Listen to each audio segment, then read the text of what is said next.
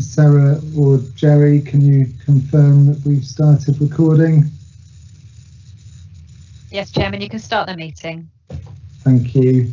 Good afternoon, everyone. Welcome to this virtual meeting of Cornwall and the Isles of Scilly Leadership Board. Before consideration of today's business, I'll outline the protocols for the meeting. Today's meeting is being live streamed to the public via Microsoft Teams and is also being recorded. When board members are speaking, they may choose to use their video. If the Council's live stream fails during the meeting and we cannot share the proceedings, I will adjourn the meeting so that access can be restored.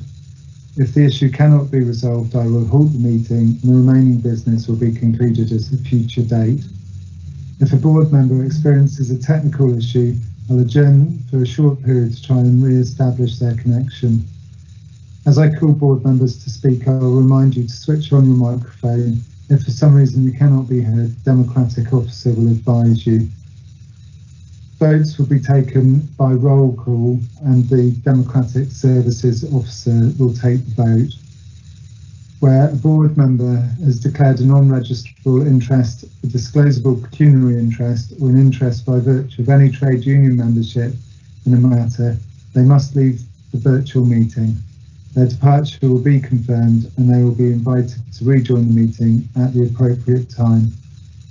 To confirm the procedure for today's meeting is that board members who wish to speak should put an X in the meeting chat.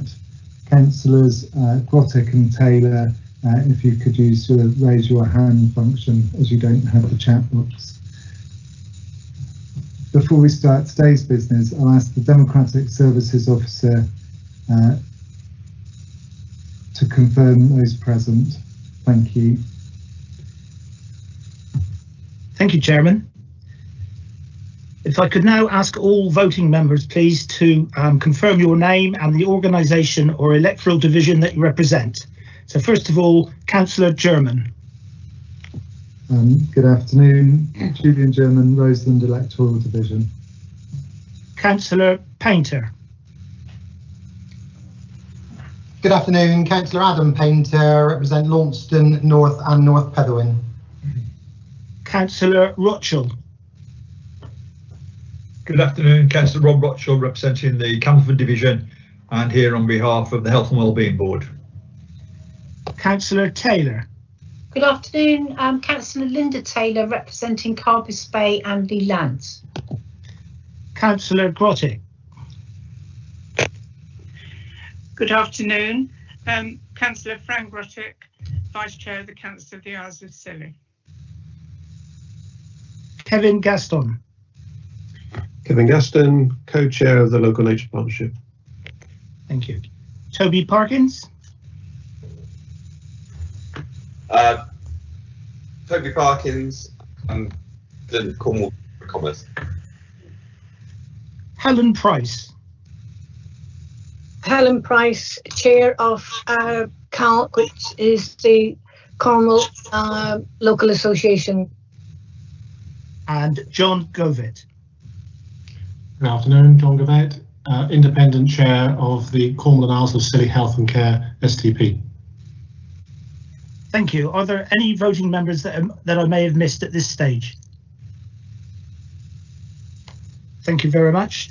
I'll just move on to confirm those officers that are present, and we have Kate Canally, Chief Executive of Cornwall Council, Dr. Ruth Goldstein, Cornwall Council's Consultant in Public Health, and Paul Masters, Chief Executive for the Council of the Isles of Scilly.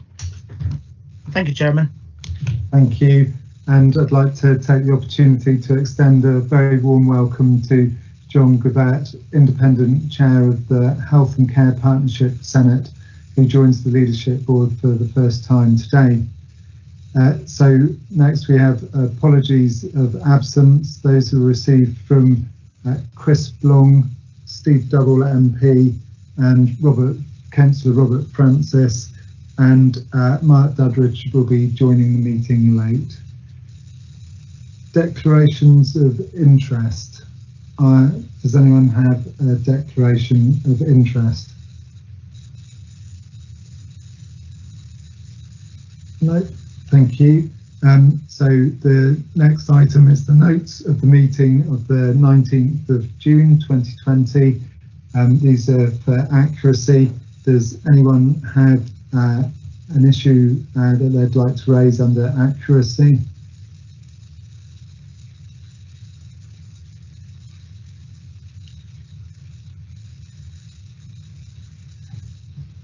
In which case, can I have, in which case can I have, by a show of X in the box, proposer and seconder for the minutes? Councillor Painter and Helen Price, thank you.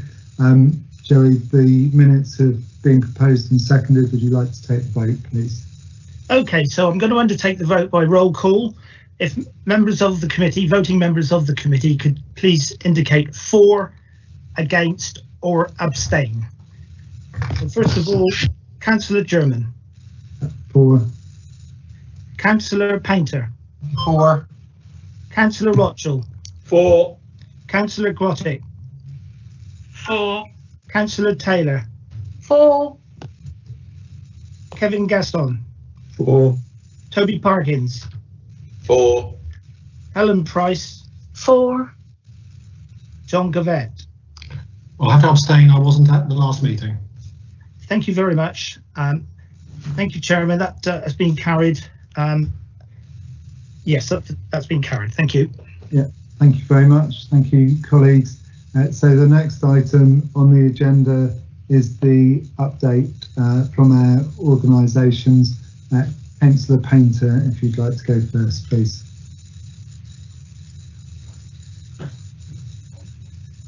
Thank you, Chairman, and good afternoon. Just a short update today. So we're continuing to monitor the financial impacts of COVID-19 on the council's finances and how that will affect our services. Clearly, it's a very fast changing situation, and we really don't know what's going to happen from one day to the next, with obviously local lockdowns happening in other parts of the country. We don't know, what might happen with the virus going through the coming weeks and months. At the moment, we're predicting around a £74 million cost of COVID, which is costs and also impact on income that we are due to receive as a council.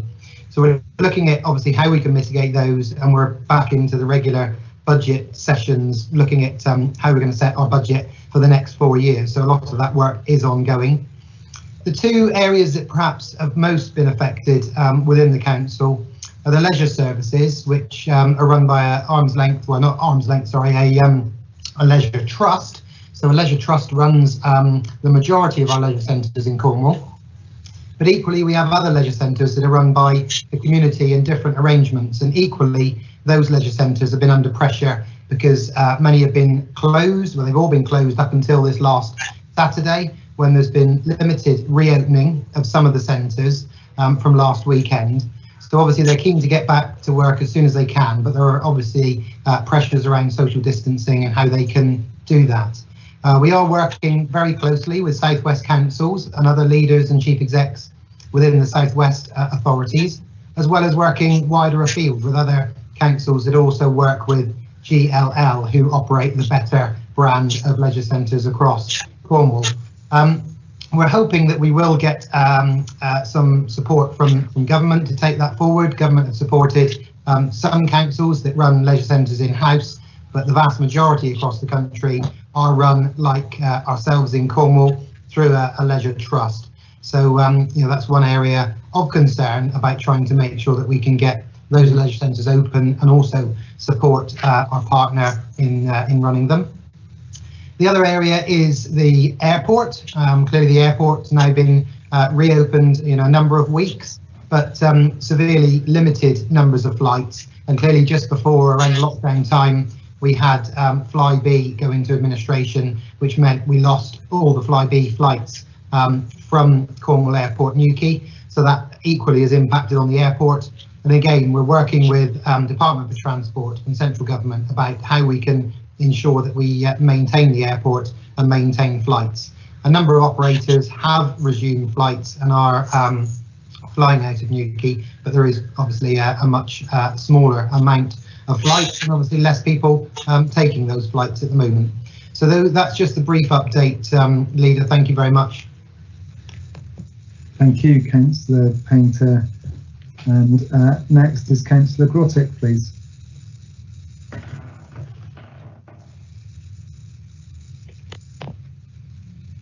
Thank you, Liz. We had our third virtual full council yesterday, which I'm pleased to say went well. We received the end-of-year audit report from our external auditor, which was also pleasing in that the good practice and progress has been acknowledged over the last 3 years in improvements in our financial management, which is obviously very pleasing. However, as just noted in Cornwall, the COVID implications with regard to our budget position are obviously being closely monitored, and the loss of income, especially around fees, charges, collection rates for council tax and business rates, of course, and our airport being pivotal areas of concern. Ongoing transport support is obviously of great concern to us, and at the moment we've had no definitive answers from central government, so we are watching that situation with great concern. We value the support we've had from our Cornwall colleagues. Thirdly, tourism issues. All seems to be going quite well at the moment, although we do have some worries about social distancing as the visitor numbers increase. We have narrow streets, and obviously we are usually expect greater volumes of tourism, of visitors in August. We are also somewhat concerned about the pressure on our supplies and our only co-op, but they do seem to be managing to keep everybody well supplied at the moment. Thank you. Thank you, Councillor Grotik. Kevin Gaston, please. Thank you, Julian. I just want to open by observing that the LNP board has been working very effectively with virtual meetings and has taken the formal decision that this will be our predominant mode of operation into the future, both for reasons of practicality, but also because of reductions in CO2 emissions. And in particular, that's helped much closer working with the members from the Isles of Scilly, which has been very welcome. The board's particularly focused recently on 3 issues. The first has been developing a response to a request that actually came from this board early in the pandemic lockdown, that we provide a paper on the LNP's views on the lessons learned during the lockdown period and how those could help shape the future recovery renewal strategy for the region. That paper has now been drafted, it's been commented on, will be coming to the leadership board shortly for discussion and for approval. Second, the LNP has been working on development of a local nature recovery strategy and network plans for Cornwall and the Isles of Scilly. These are going to be requirements that are included in the forthcoming Environment Bill, which has been a bit delayed coming through, but will make progress, I think, shortly.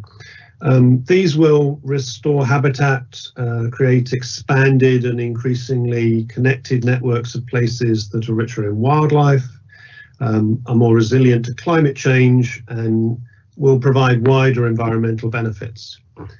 Importantly, DEFRA announced just last week that Cornwall will be one of the 5 pilot regions for development of a local nature recovery strategy. That's both pleasing in itself, but also confirms the leading role that Cornwall is playing in addressing such issues. And that's very, very welcome news. The third major issue that the LNP's board has been focusing on, which I mentioned in the last of these meetings, is our refresh of the environmental growth strategy. And obviously what we'll be looking to do is to draw the links between that refresh and these broader national initiatives around nature recovery and strategies and networks. Thank you.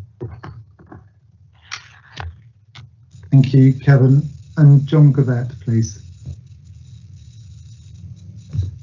Thank you. So from a health and care perspective, I'll deal first of all with health.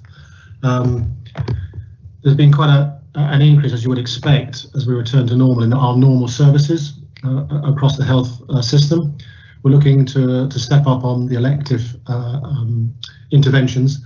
The one thing that we're having to consider, of course, is with a 4-month COVID activity that's gone on, the waiting lists that have been have built up. So there is going to have to be a process of re-evaluating the waiting lists that we've got, with all sorts of new ways of working that have come across in health and social care.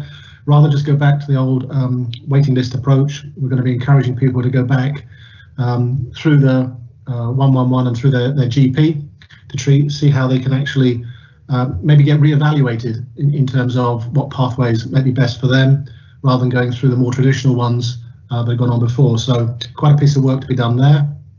On the care front, again, not a huge surprise, but there's been an increase in demand for community as opposed to acute-based activity. That means a movement from beds and into the community. And of course, that's a big drive to help people support themselves in their own home. And one of the big things that we're trying to do both across health and care in this respect is to do a stock take of the things that have taken place over the last 4 months in terms of what's worked well, some of the lessons that haven't worked so well, new pathways, more efficient ways of delivering better outcomes to our citizens and patients. And that lessons learned stock take is being done at the moment. Thank you, John. And Helen Price next, please. Thank you, Chairman. CIoS has continued to act as a single point of contact for parish and town councils during the COVID-19 emergency, ensuring that the information received from either Cornwall Council or NALC is sent out to all town and parish councils, whether there be members or not, ensuring that the town and parish councils are kept up to date with current guidelines for the COVID-19 and that they are aware of where and when they can access further help if required. Online training for SILCA, which is Certificate in Local Council Administration, is taking place at the present. It's been going on for a few weeks and it will continue for a few more. And other online training is being looked at as well. CIoS now have representatives on Health Wellbeing Strategy Group, Forest for Cornwall, plus originally our planning group.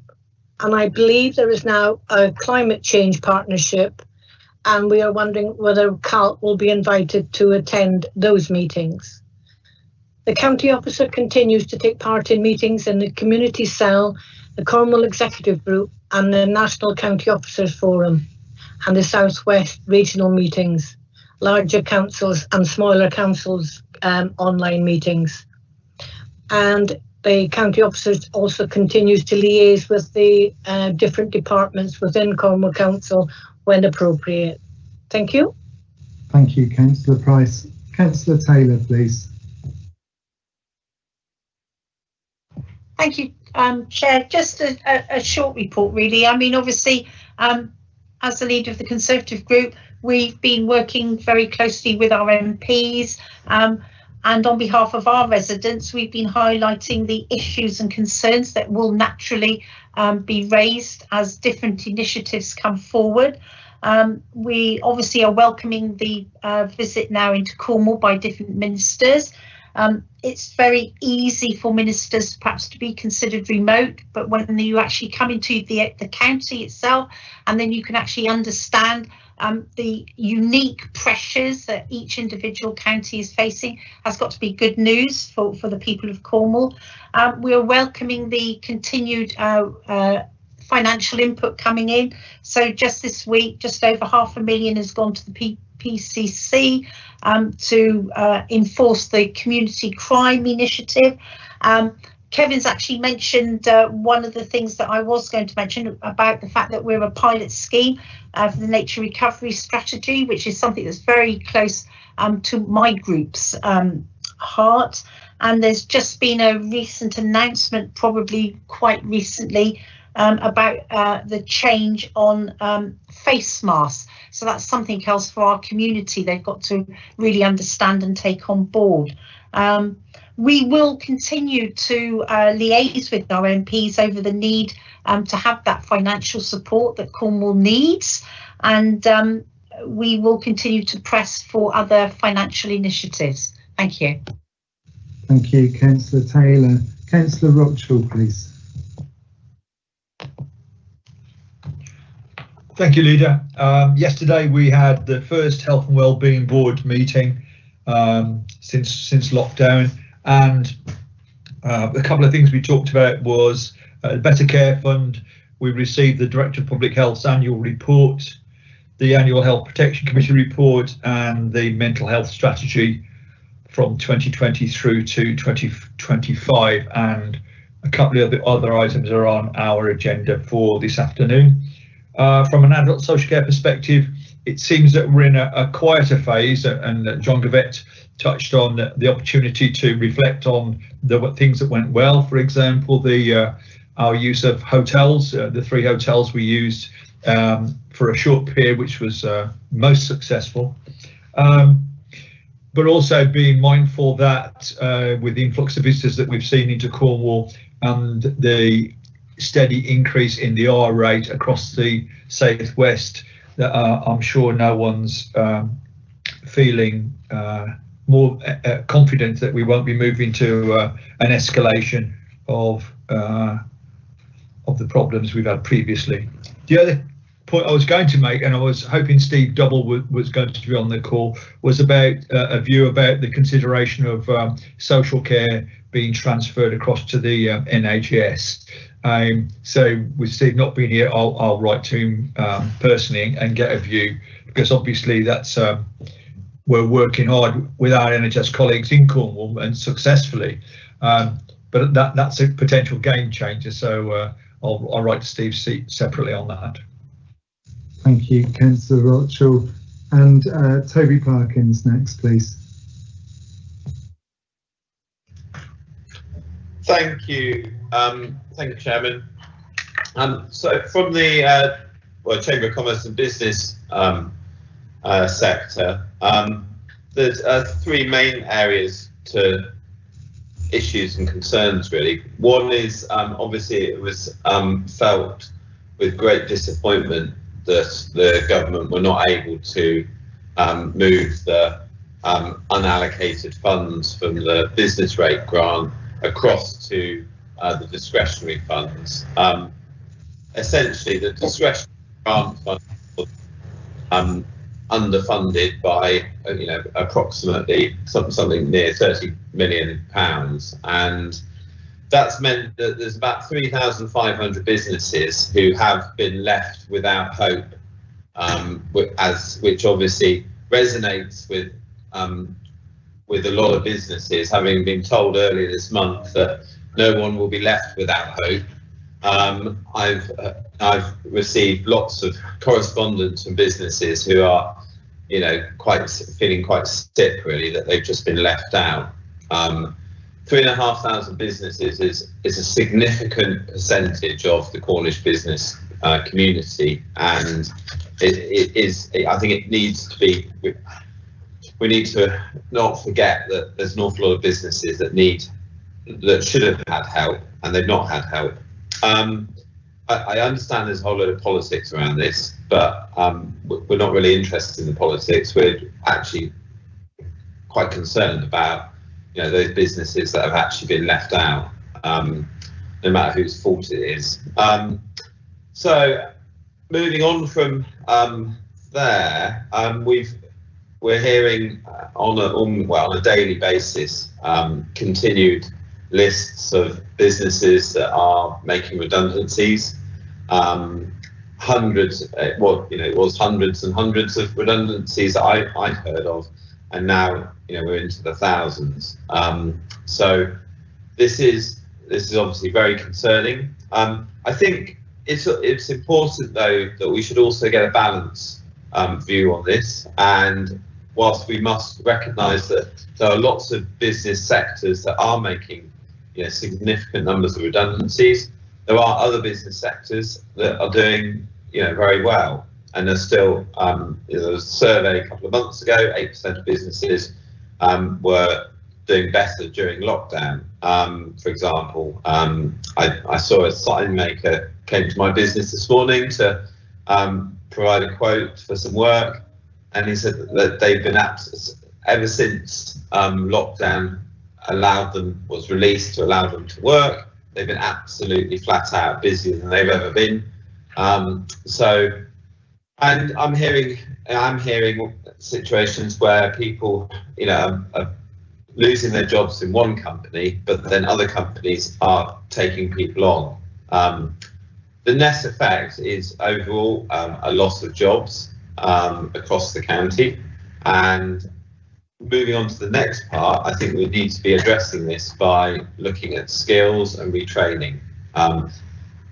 This provides a perfect storm in many ways, where there are opportunities for people to look at retraining, and if we can ensure that we can coordinate the right funding and support to actually help people at the point where people are being made redundant, if across all organisations, if we can actually help move those people into a training programme, give them the opportunity to upskill and then move into new jobs and careers, then actually we can actually make the best of a very challenging situation. So I'm looking forward to hearing more about skills, and certainly the business community will really welcome the idea that an upskilling programme could actually turn obviously a very negative situation into something that's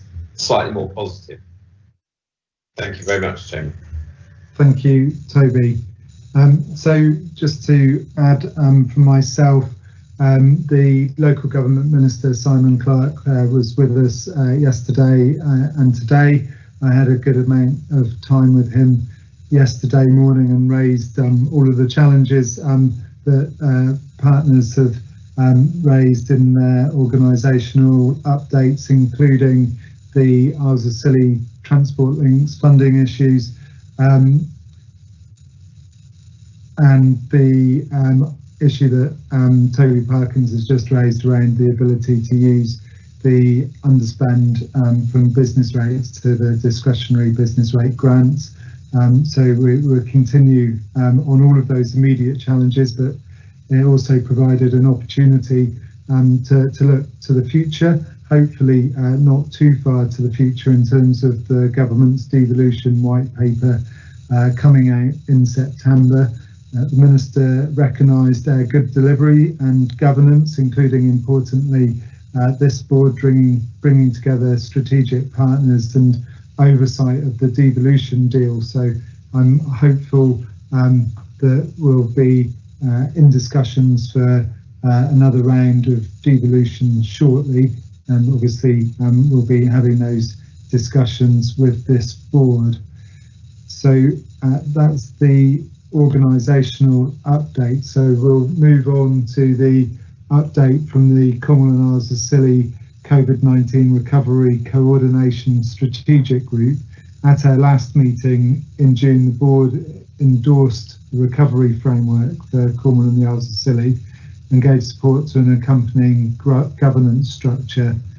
Under this structure, the board will receive reports from the Cornwall and Isles of Scilly Health Protection Board and the Recovery Coordination Strategic Group.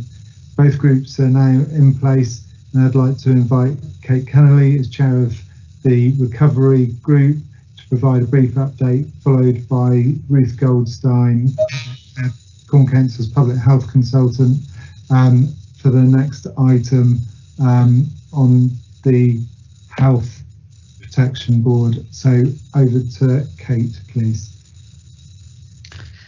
Thank you very much, Chairman. So in your report pack, you have a short report summarising the work of the Strategic Recovery Coordination Group, and also joined in this meeting. I'm joined in this meeting also by Paul Masters, Chief Executive of the Isles of Scilly, who might also want to comment on the first meeting. So as the Chairman stated in his introduction, the Leadership Board agreed the recovery framework and to take a strategic leadership role in making sure that we had a place-based approach to recovery. Since our last meeting, both Cornwall Council and the Isles of Scilly Council have stood down their major incidents because we have established an approach around dealing with local outbreaks and the Health Protection Board, which we will hear from shortly. But we also identified that there are a range of risks and opportunities arising from the pandemic that we needed to address through having regard to our own organisations and how we embed new ways of working into the future in line with our ambitions, how we take account of the differential impacts of the pandemic in our communities, and how we also make sure that we support our businesses who have been affected as we move from a health emergency into an economic significant period of challenge. So the first meeting was around agreeing our purpose, thinking around our priorities and how we want to work as a group. And we, member of the group, a representative from the Ministry of Housing, Communities and Local Government, who confirmed that the approach that Cornwall and the Isles of Scilly was taking was a comprehensive approach, and that we were advanced in our thinking and the level of maturity through our partnerships for how we were taking this forward. And I think that that is a recognition of generally how this leadership board works. The report identifies within it the areas that we have pulled out for our focus for the next meeting on the 19th of August. A particular focus in on skills, so interested to see the outcomes of the discussions here at the leadership board today and how you will give us some policy steer that we can think through as officers how to respond to the direction that the board sets. Wanting to make sure that we're particularly taking account of the range of initiatives that the Chancellor has announced, and that we've got joined up approaches to retraining and making sure that people don't get excluded from the workplace. We also have identified that we want to make sure that we are ready and prepared for the start of the new academic year, whether that's about university students or around making sure that our schools are reopening safely and that is also supporting our economy. It was a very helpful suggestion that came through from the Chief Executive of Cornwall Partnership Foundation Trust, who is keen to explore how other public bodies can be working and adopting some shared ways of working to continue to invest in Cornwall and approaches around social value. And we thought that that would be an interesting area for us to join up our approaches around. And we also recognised, and it was interesting to hear the chairman of the Local Nature Partnership talk about their decision to stay virtually, that we wanted to consider how would we approach that as a place so that we've got some consistency in terms of how we want to use the new collaborative online tools into the future, so that it looks and feels that we're saying similar messages across our organisations to inform how we recover as organisations. And I think that will be of interest in terms of some recommendations to the leadership board around how we embed greener ways of working for the future. Our next meeting is on the 19th of August, and we will also be receiving at that meeting a first dashboard for consideration that we then want to bring to the subsequent leadership board around a range of headline indicators covering each of the different elements of our place-based approach to recovery that we can use to assess whether there are any emerging new issues and risks that we might be then bringing to the attention of the leadership board to seek your policy steers on any changes to how we are approaching recovery. It was a really positive first meeting. I think it shows the value of collaboration that we have in Cornwall, and I happy to take any questions or to invite Paul Masters to comment on anything that I've missed. Thank you, Chairman. Thank you. So an update to the board, but if you'd like to indicate in the normal way if you'd like to come in. Paul Masters, did you want to come in? Thank you, Thank you, Julian. No, mainly just to endorse everything that Kate said, and I think the power of the partnership by us working together on these things is key, particularly in a joined up voice to government and beyond. Just to add also, the only other bits to say were that there's been an awful lot of joint working, particularly in opening up council services safely and learning from different ways that we've gone about that and sharing those together, which has been great. And from the Scilly's perspective, our key focus that we're really interested, you've heard all about transport, but also health integration on the islands with a real innovative proposal coming forward on the hospital and the care home, and a real focus on climate change, particularly as it relates to retrofit programs and energy production. And as Kate said, and as Kevin said earlier, a real wish for us to capture the efficiency and engagement that we've had through virtual meetings, and that we don't slip back to the old ways, and how we formalise that, because certainly from the Scilly's point of view, not only has it saved loads of carbon and cost, but has also meant a much better engagement from the islands in terms of regional and local partnerships. So that's all from me, Chairman. Yeah, thank you very much, Paul. I know with things like Southwest councils, which can be a challenge for many of us Southwest councils, stretching, including Swindon and the Isles of Scilly. So certainly attendance at those meetings for all of us, the additional challenge of going to the mainland from the Isles of Scilly has made a real difference and had a positive impact. So no one else has indicated, so we'll move on to the update from the Cornwall and Isles of Scilly Health Protection Board. Ruth Goldstein, please. You're the first time at this meeting. Welcome, Ruth. Thank you, Chairman. So I'll give you a brief summary of the Health Protection Board, the COVID-19 Health Protection Board, which has been now set up since the early July.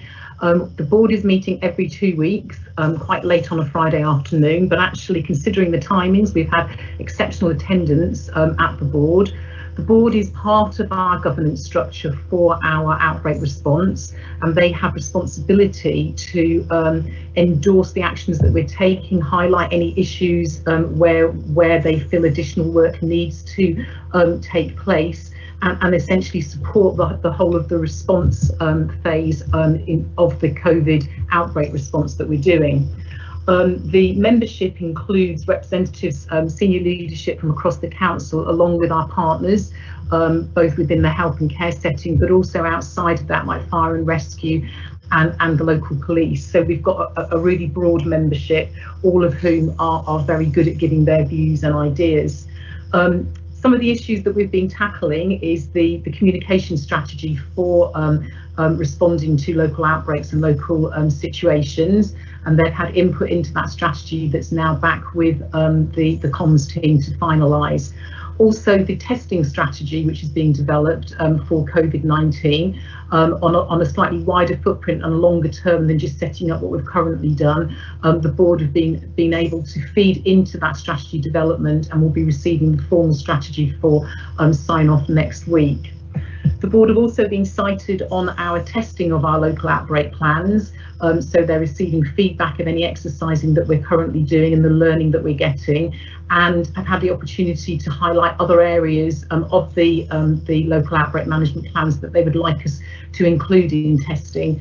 So, for example, we had a really good discussion about the involvement of the police if we do need to support and do any specific work with our migrant population and our migrant workers. And I think that just highlights the benefit of having such a wide membership for the group. The group have also established a risk register, as you'd expect them to do, in terms of what are our up and coming potential risks, and then what mitigations might we be able to take. And at the moment, that register contains two particular issues. One is about the decommissioning of the Pillar 1 testing sites, which were due to be decommissioned. I think it's at the end of September, but in fact, through work from the board and other areas, they've been agreed to be continued for a minimum of the next 3 months, and that will assure that our health and care staff have got easy access to testing. And secondly, the mobile testing units have recently been transferred from out of the military support processes to a private company, Serco, and the board felt that we should put that down as a potential risk, just knowing how much we rely on these mobile units within Cornwall and the flexibility they give us to get people tested in the right place within a relevant time frame. And so that's been put down as a risk, and we're working back through the testing cells to ensure that risk doesn't come to fruition. Thank you, Chairman. Thank you, Ruth. Anyone wishing to come in to comment on this update?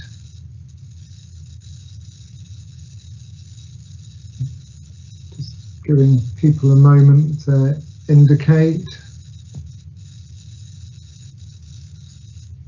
No, in which case, thank you both for those updates. We'll move along the agenda. So the next item is supporting people back into work. As Toby was just saying in his organisational update, the COVID-19 pandemic means that unemployment and business failure, unfortunately, has risen rapidly across our region. There are a few places in the UK which have felt the impact of COVID-19 more severely than Cornwall and the Isles of Scilly. This is due to the importance of the visitor economy and the particular makeup of our business mix, which has a higher proportion of small and micro businesses and self-employed. So, Mark, welcome. I know you've just been with the Minister, so thank you for joining us. I hope that was a productive meeting. And if you'd like to talk us through the proposals set out in your report, please, Mark. Thank you. Yeah, thank you, Julian, and apologies for being late. And it was, I think, a useful time this morning. I know many people were with the Minister yesterday, but the points you just made, Julian, and I think Ms. Toby's debrief, but from what you say, I think government do recognise that we're in a difficult position. We have gone from a community of relatively full employment, but an issue around earnings and productivity levels, to one where we still fear could be 1 in 4, 1 in 5 people unemployed, and there's probably little in the news streams at the moment from businesses or from generally that dissuades us of that unfortunate opinion. So I just want to say a few words before I ask Stacey Seaman, who's on the line, who with her team has done a huge amount of work looking at this whole issue, the things that can be done now and are being done now to help make sure we're working the right way to get people back into work as quickly as we can do, and then going forward some of the asks that we'll have as far as devolution, so we can start to look forward in the medium term about what we can do to realign our workforce down here to the opportunities.